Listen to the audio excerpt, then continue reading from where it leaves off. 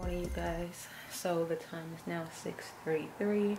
I woke up at 6 a.m. to start getting ready. I'm ironing my clothes right now because we need to have most of the wrinkles out as much as possible. I still suck at ironing, but still I need, like I said, get most of the wrinkles out as much as possible. So I'm going to iron my clothes and just get myself together. I gotta take my hair down and whatnot. I already brushed my teeth and washed my face. So yeah, just getting ready for this day. Not sure how long I'm gonna be here today because it's orientation and I don't know, like I said, how they do orientation with travel nurses and whatnot. So this is gonna be interesting to see. So yeah, I'm just gonna finish ironing my clothes and whatnot and get on my way.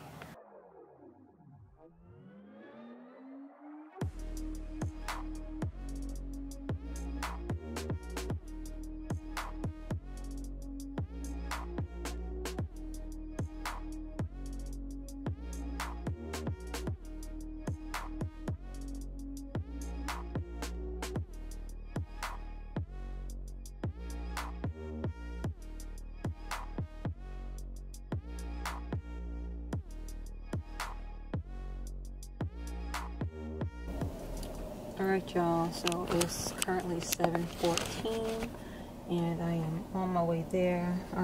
GPS says it's an 8-minute drive, so I'm right down the street, 2 miles away, pretty close. So I'm getting ready to head out. It's kind of chilly this morning. It'll be, I checked the forecast, it'll be down in the 50s tonight. I hope y'all can see me. It'll be down in the 50s. Right now it's 66. So, and it was raining last night. They need another entrance point because they need to fix this parking lot. They got a bunch of potholes. Yeah, it seemed like where I went yesterday, I must have passed the hospital, didn't even know it. So it must be that small. So it's 7:24 and I made it to the hospital. Very short drive, so that's pretty good. I'm gonna visit a parking spot, well, parking lot. That's where they told me to park at for my first day, and then they're gonna give me a map on where to park and etc, etc. So contemplating on walking in right now or just waiting.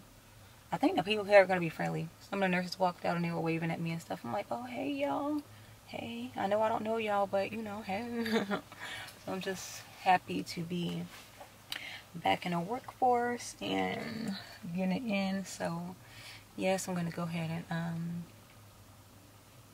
stop talking right here and then go in here and find out what's what. And if they let us out on a lunch or something, I will come back and check in with you guys. So yeah, that's it for now. And like I'm looking at it, it is a pretty small hospital. It's blue and white, but yeah. So I'll see you guys hopefully in a little bit. Wish me luck, hoes. Only 8:54 at night. So I'm going to talk to you guys about my first day at work. So let me just say, I was supposed to get out at like 7. And I think I left at 8 o'clock. And then I came back to the room and I hurried up and stripped out of my clothes because I had 2 COVID patients today. And they was hacking up a lung and coughing and just doing all sorts of nasty stuff. So yeah, I had to hurry up and get out of my scrubs and just go take a shower and decontaminate and stuff real quick. So the first day was okay. I'm a little annoyed about a few things, but so we started off doing our HR paperwork and everything. We didn't know like what our work schedule was going to be. It was myself and 2 other nurses, and we're all working day shift. And one of the girls with the same company that I'm with, travel agency. And so we were just, talking and trying to get, acclimated with our surroundings and get comfortable with one another, because we know that as travelers, we're going to have to lean on each other a lot. You got some nurses out there that are not so nice, and I can play not so nice, but it's like, girl, I'm here to help you out, y'all out on this unit, because clearly you guys are short. So I know when I worked, my full-time job, we were always nice to our travel nurses because we appreciate them so much, because you don't have to be here, but you chose to be here. You helped us out so that we're not stressed out all the time. But so we started off doing our HR paperwork and whatnot. Then they sent us straight from HR to education. And while we were in education, they came and fitted us for our N95 mask. Now, I don't like that they just have the regular N95 mask. Me in particular, I wear a duckbill small, and they did not have that. So I'm like, I'm going to get COVID. I'm going to get sick. I'm going to get tuberculosis. I'm going to sue y'all. So, yeah, they came, they fitted us. We finished our education. A little after 12, then they walked us up to the floor. They introduced us to like one person and then sent us back down to lunch. And then so they said the rest of the day you guys are going to be working on the floor, and that's going to be your orientation. We got to the floor about 1 p.m. and it sucks because for me, coming from night shift, I've never really had to do rounds with doctors. There are times where, you know, I stay late at work and I'll just go ahead and talk to the doctor about what went on and whatnot and what changed, because I'm just more familiar with the person than the next nurse coming on. So I have done it that way, but they're, you know, doctors stay around. They want you to be there by the bedside, tell them what's going on. So it sucks that we really missed out on the chance to really do rounds with the doctors and see just how the overall flow for the morning is. And so, you know, they sent us up. Well, as we came back from lunch, we actually ran into one of the nurse managers for the floor, and so she gave us like a quick tour around the unit, and then they sent us off with our preceptors. My preceptor was actually another traveler, and she's actually with the same agency that I'm with as well. So, you know, she was just giving me the scoop about everything, but she said what's crazy and what sucks is, y'all hear the traffic? Like, I hate being in like a loud hotel room, and I gotta get out of here, y'all, because I done killed 2 spiders and 1 roach, and it's only the second day that I've been here. Just saying.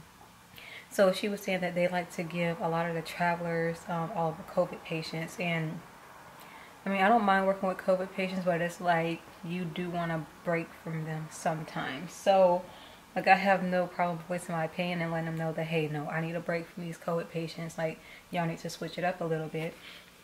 And so we were pretty busy. Like, we had the one patient who was on vasopressors. Those are drips that you use in ICU to keep the blood pressure up when there's a you know, another condition going on, such as sepsis, or maybe they might be in heart failure or something, and, you know, need help with cardiac output. So we had him who we were dealing with, and then we got a call about 3 p.m. We were getting a new admission, and we were expecting this patient to come up to the floor pretty quickly. And so they didn't arrive to the floor until like maybe a little bit after 6. And at that time, like, we were just getting ready to walk off of the unit, because during, you know, our morning with HR and education, they did not give us a tour of the facility. I have no clue where X-ray is, CAT scan is, interventional radiology, the cath lab, the other ICU. Like, I have no clue where anything is in the hospital, where we're supposed to park. You know, there's like 8 parking lots, you guys, and like one of them is like 2 streets over, the other one's like 3 streets over. I'm like, I'm not parking that far. Like, come on. Like, it's just, I don't know, it's a lot. So my preceptor was going to take me down, but as soon as we decided to go down, I looked to my right. I was like, that's our patient, isn't it? Like, yep, that's y'all patient. So we go and start getting him set up, and it was a mess, because when we originally got report, they said the patient was on high flow. High flow is just like this cannula, nasal cannula that delivers oxygen at a higher concentration and more force.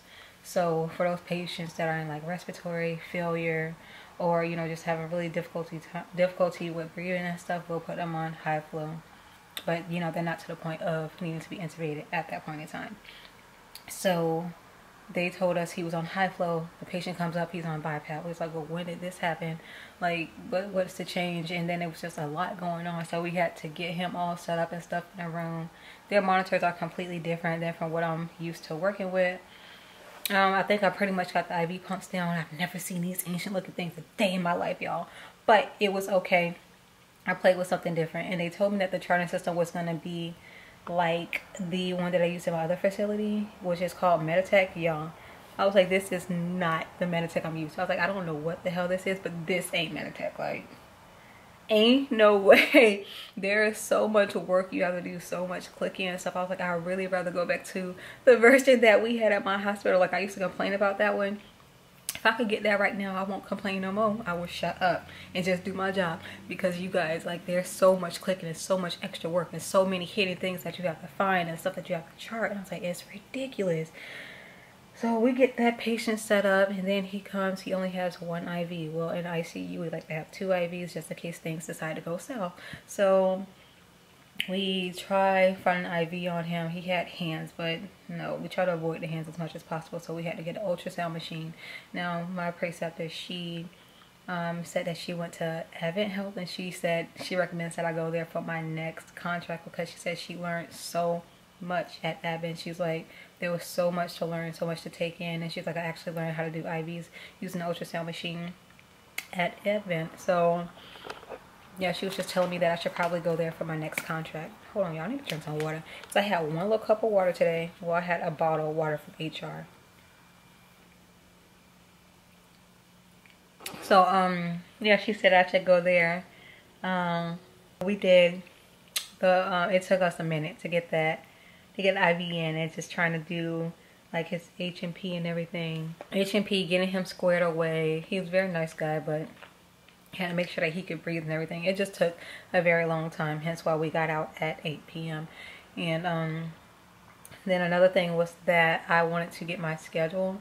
So the issue with my schedule is that I reserved this room for Monday, Tuesday, Wednesday, thinking that I was going to work 3 days in a row, because I told my recruiter when he did my contract, you know, I need to do block scheduling, because the other days that I'm off, I plan on going home, so I don't have to spend as much money on the hotel.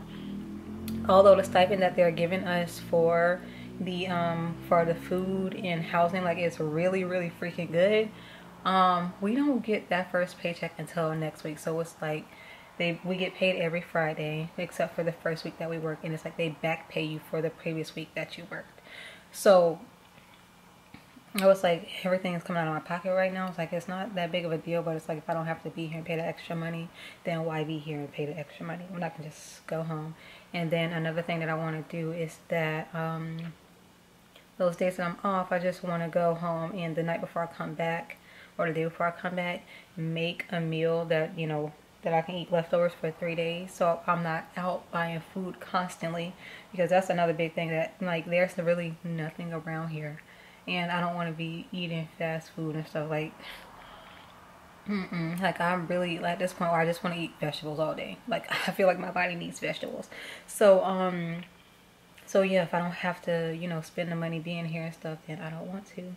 So we had to keep pressing them about our schedule, because they really weren't trying to say anything about it or give it to us. And when we first got to the unit, they took our names and our phone numbers, and they wrote down our agency and then how many days per week our contract is for. Now, our weeks run from Sunday to Saturday. So the fact that I worked today, which is actually Monday, that counts as a day, because it was a full day for me. And so they said that I'm working the 24th, 25th, and 26th. And I'm like, no, my contract is for 3 shifts per week, not 4. So I actually have to call them in the morning and see, you know, what day they plan on taking off. And then I need to go down to the front office here, because I read their policy. They're not offering, well, they said they could in certain circumstances offer refunds, but if I could just go ahead and tell them to keep the money, but, you know, use it towards a different day or 2 different nights, which will be towards the end of the week that I'm here, that would be fine as well. So I have to call the job first, and I need to go down to the front office and see, you know, what we can work out so that I can actually leave tomorrow, which is crazy because I just drove down here on Sunday. But leave tomorrow and go home, do what I need to do. I actually need to grab some things from home anyway. And I don't think that I'm going to be driving back and forth every week, because each way is 144 miles. I'm not putting that many miles on my car. I just think that's absolutely ridiculous. So there will be some weeks where I just decide to stay the whole week, you know, in a room. And once I have more money come in and stuff, I'm sure I won't mind. But yeah, the first day was pretty busy, and The only thing that I feel like is going to really hold me back is the charting aspect of the patient care, because it's the most busiest and it's the most time consuming. Trying to figure out one thing today, simply how to like edit medications with me and my preceptor, took 20 minutes. Literally 20 minutes. It was ridiculous.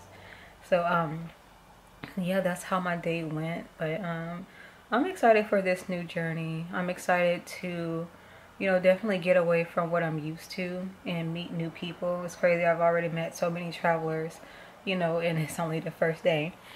And you know, just be social and possibly make some new friends along the way. So I'm excited about that. But yeah, we'll see how this goes. I will definitely keep you guys updated as, you know, my weeks progress, and, you know, talk to you guys about my assignments. And certain circumstances, they do offer to renew contracts or extend them, and we'll see if that happens. If so, it depends on how it goes these next 8 weeks. I might consider it, might not. We just shall see. So yeah, you guys, thanks for listening to me just rant and vent a little bit about my first day at work. I hope you guys are enjoying Vlogmas thus far, but I'm going to go ahead and wrap this up and drink my water, because like I said, I had only 1 bottle of water today, and then a little cup. They have like coffee cups that's this small.